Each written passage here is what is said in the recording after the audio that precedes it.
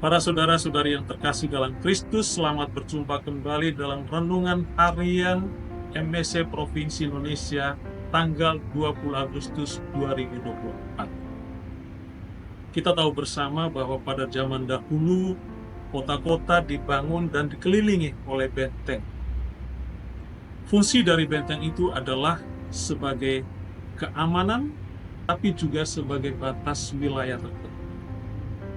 Nah, pada zaman Yesus masih hidup, di Israel pun terjadi hal yang sama. Dan di benteng itu dilengkapi oleh pintu atau gapura yang ukurannya kecil dan hanya bisa dilewati satu orang. Pada waktu petang, hampir semua pintu benteng ditutup dan hanya ada satu pintu yang dibuka dan dijaga oleh prajurit, sehingga setiap orang yang masuk keluar melalui pintu itu dikontrol. Nah, pintu yang sempit itulah yang dinamakan sebagai lubang jarum.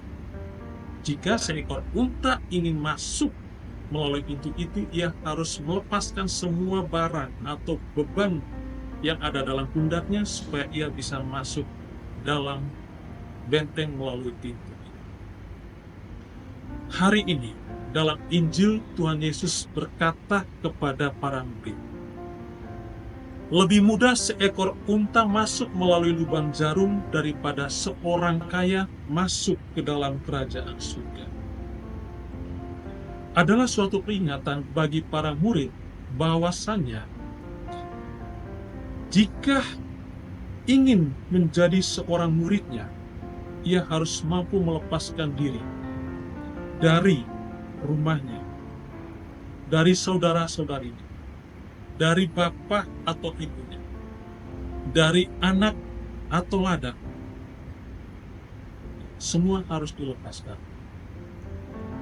Seperti seorang kaya dalam bacaan Injil hari ini, ia tidak mampu melepaskan harta kekayaannya, sehingga ia tidak mampu untuk memperoleh kesempatan masuk dalam kerajaan surga.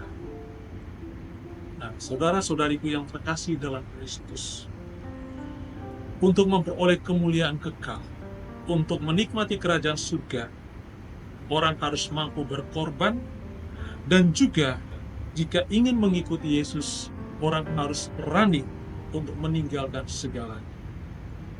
Hal yang terpenting dalam mengikuti Yesus adalah ketulusan hati dan juga kemurnian hati.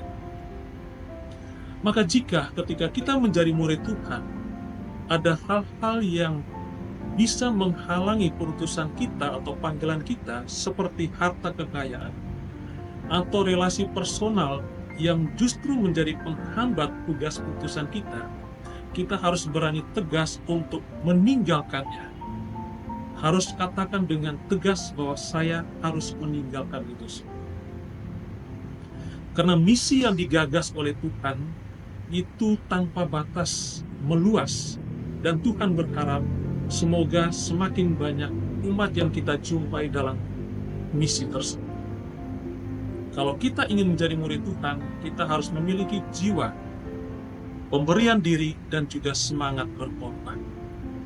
Nah, saudara-saudari yang terkasih dalam Kristus, kita berdoa, semoga kita semua yang terpanggil menjadi murid Kristus memiliki semangat pemberian diri dan semangat berkorban itu. Sehingga apapun tugas panggilan kita, kita akan menjadi berkat bagi banyak orang. Dunia membutuhkan murid-murid Tuhan yang berani untuk memberikan diri secara total dan berani berkorban demi Tuhan dan sesama. Tuhan memberkati kita semua.